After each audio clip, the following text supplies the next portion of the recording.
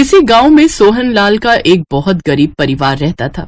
कविता, इस बार तो बरसात में हद ही हो गई। हमारी फसलें खराब करने के बाद भी इंद्रदेव को चैन नहीं आया। अभी भी बारिश होती ही चली जा रही है। अब बारिश हो या ना हो उससे क्या फर्क पड़ता है, पूरे साल की मेहनत तो बर्बाद चली ही गई।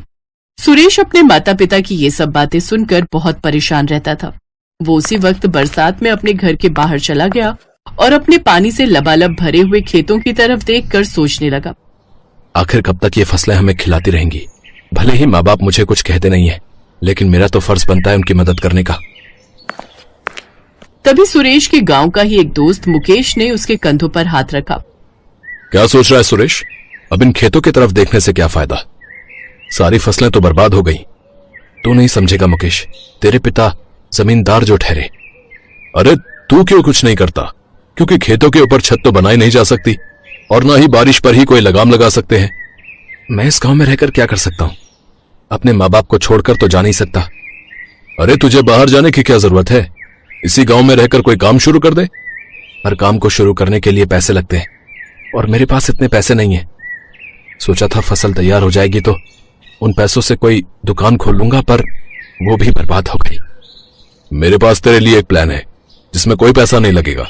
थोड़ा बहुत पैसा लगेगा तो उसमें मैं तेरी मदद कर दूंगा। ठीक है, बता क्या प्लान है? तेरे घर में तवा तो होगा ही। अपने घर के बाहर ही तू आलू के पराठे, बैगन के पराठे, टमाटर के पराठे ये सब बनाकर बेच। वैसे भी इस गांव में ऐसी कोई दुकान भी नहीं है, बहुत भीड़ लगेगी। सुरेश को ये वाला प्लान थोड़ा ठीक लगा। ठीक है यार, लेकिन थोड़ा बहुत सामान खरीदने के लिए पैसे चाहिए, तो 5,000 रुपए तू अपने पिता से मुझे दिला देना। अगले दिन मुकेश उसे लेकर अपने पिता के पास गया। वो गांव के जमींदार थे। ठीक है, तुम इसी गांव के हो, तुम्हारे पिता को भी मैं जानता हूं, तो मैं तुम्हें पैसे देने के लिए तैयार हूं। लेकिन अगर 3 महीने के अंदर तुम मेरे पैसे ना लौटा पाए तो मुझे गुंडा मत कहना, समझे? अरे पापा, ये आप कैसी बातें कर रहे हैं? ये आपका पैसा लेकर कहां भाग जाएगा? ये तो मुझे भी पता है कि ये कहीं नहीं भाग जाएगा। बिना मेरी परमिशन के इस गांव से कोई नहीं भाग सकता, लेकिन मुझे मेरे पैसे तो टाइम पर चाहिए। फिर चाहे तेरा दोस्त हो या फिर खुद तू ही क्यों ना हो, ऐसे ही मैं जमींदार नहीं बन गया बेटे। सुरेश के पास और कोई रास्ता नहीं बचा था। उससे अपने घर की हालत देखी नहीं जा रही थी, इसलिए वो जमींदार की बात मान गया। ठीक है चाचा, मुझे आपकी बात मंजूर है। अगर मैं 3 महीने में पैसे ना दे पाया तो आपको जो सही लगे वो मेरे साथ कर लेना, क्योंकि अगर मैंने कोई धंधा शुरू नहीं किया तो वैसे भी मेरे परिवार के पास मरने के अलावा कोई दूसरा चारा नहीं बचेगा। तो इस तरह से जमींदार ने मुकेश को 5,000 रुपए दे दिए और एक पेपर पर साइन भी करवा लिया, जिस पर लिखा था कि अगर मैं 3 महीने में पैसे नहीं दे पाया तो जमींदार साहब मेरे साथ कुछ भी कर सकते हैं। अब तू आराम से जा। 3 महीने क्या, कुछ ही दिनों में तू मेरे पिता के पैसे वापस कर देगा, क्योंकि इस गांव में फास्ट फूड की वैसे भी कोई दुकान नहीं है। बरसात में पराठे और चाय सभी लोग खाएंगे तेरे पास आकर। लेकिन कहते हैं ना, जिस इंसान को समस्याएं घेर लेती हैं फिर समस्याएं उसका पीछा इतनी जल्दी नहीं छोड़ती। वहीं अगर किसी इंसान के पीछे सफलता एक बार पड़ जाती है तो फिर वो सफलता भी उसका पीछा नहीं छोड़ती। अगले दिन ही सुरेश ने अपने घर के बाहर चाय और पराठों का ठेला लगा लिया। बेटा, मैं भी तेरी इस काम में तेरी मदद करूंगा। अरे नहीं पिताजी, अभी तक आप अकेले ही तो सारा काम करते थे, मुझे कुछ भी नहीं करने देते थे।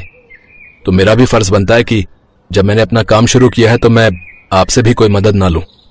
सुरेश की बार बार जिद करने के बाद सोहन लाल घर के अंदर चला गया। चलो अच्छा है, कम से कम हमारे बेटे की आंखें तो खुली। अब उसे अपने मन के हिसाब से काम करने दीजिए। उसका जवान खून है, वो तरक्की जरूर करेगा। पहले दिन से ही उसके ठेले पर भीड़ लगने लगी। सुरेश बहुत खुश था और बहुत मेहनत से सभी को चाय और पराठे खिला रहा था। अरे अरे वाह बेटा सुरेश, ये आलू के पराठे तो कमाल के हैं। अरे भाई, मेरे लिए पनीर के पराठे लगाना जरा। अभी लगाता हूँ। तो इस तरह पहले दिन ही उसकी दुकान रॉकेट स्पीड से चल पड़ी। आसपास के गांव से भी उसके पास लोग आने लगे। पहले दिन ही उसने 1,000 रुपए कमा लिए। ये मेरी जिंदगी की पहली कमाई है, इसे मैं अपने माता पिता के हाथों में रखना चाहता हूँ। रात हो चुकी थी। सुरेश ने ठेले का सारा सामान घर के अंदर रख दिया और अपनी पहली कमाई अपने माता पिता के हाथों में रख दी। बेटा, हम तो हार मान चुके थे अपनी जिंदगी से, लेकिन तूने तो अचानक से हमारी जिंदगी में ऊंचाई ला दी। आपने बिल्कुल सही कहा। हमारा बेटा तो हीरा निकला, खूब तरक्की करो बेटा। लेकिन शायद धोनी को कुछ और ही मंजूर था। अगले दिन उसके ठेले पर बहुत भीड़ लगी थी, लेकिन तभी अचानक दोपहर के वक्त आसमान में बिजली कड़की और बारिश बहुत तेज होने लगी। पूरे गांव में पानी भर गया। उसने अपने ठेले के ऊपर पॉलीथीन तो लगा रखी थी, इसलिए काम चल रहा था। लेकिन तभी अचानक एक जोरदार तूफान आया और उसका ठेला उड़कर दूर जाकर गिरा। उसका सारा सामान बिखर गया। उसके ठेले के टुकड़े टुकड़े हो गए। हे भगवान, ये क्या हो गया? अभी एक ही दिन बीता था, सब कुछ ठीक चल रहा था, पर अचानक ये तूफान कहां से आ गया? पहले मेरे पिताजी की फसल बारिश ने खराब कर दी, अब इस तूफान ने मेरा धंधा भी चौपट कर दिया। मैं जमींदार साहब को पैसे कैसे वापस करूंगा? सारा सामान बेकार हो गया। सुरेश भाग भाग कर अपना सामान बटोरने लगा, लेकिन कुछ भी सामान नहीं बचा। सारे पराठे, सारे मसाले, आटा, सब कुछ पानी में बह गया। किसी तरह उसे तवा मिल गया और वो तवा उठाकर अपने घर वापस आ गया। बेटा, तू परेशान मत हो। सबसे अच्छी बात तो ये है कि तेरा धंधा चलने लगा था।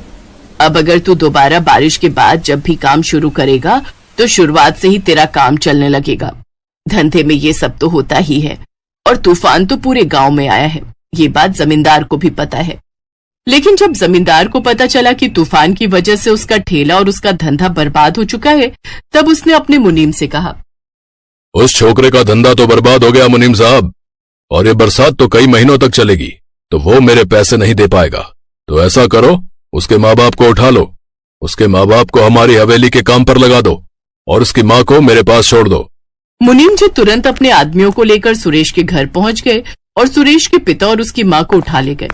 जब सुरेश घर वापस आया तब उसे ये सब बातें पता चली और वो भागकर जमींदार के पास चला गया।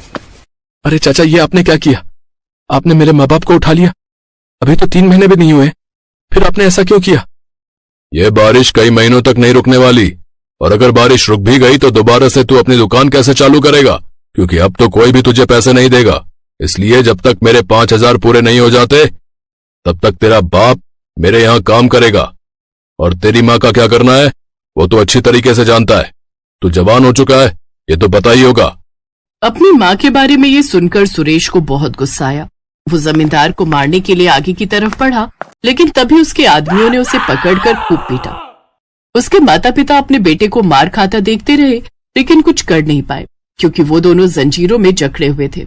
मुकेश को भी उन लोगों ने बांध रखा था। सुरेश वापस अपने घर आ गया। उसने अपने हाथ में तवा पकड़ रखा था। हे भगवान, मुझे तो लगा था तू सबके साथ न्याय करता है, पर यह कैसा न्याय है? जो इंसान सबके साथ बुरा करता है उसके साथ तो हमेशा अच्छा होता रहता है, और जो इंसान अच्छाई के रास्ते पर चल रहा था उसे तू बर्बाद करने में एक कसर भी नहीं छोड़ता। जब मेरे परिवार के साथ इतना बड़ा करना ही था तो हम तीनों को जान से ही मार डालता।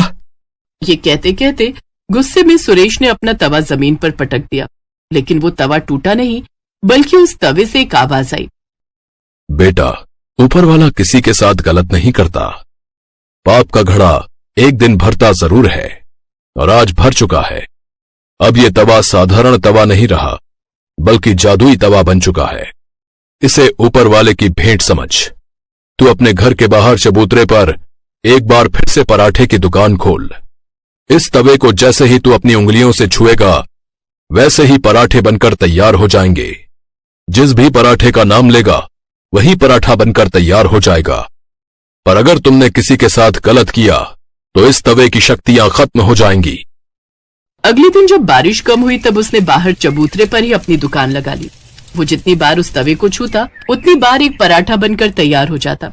ऐसे करके उसने हजारों पराठे तैयार कर लिए और लोगों की भीड़ फिर से लगने लगी।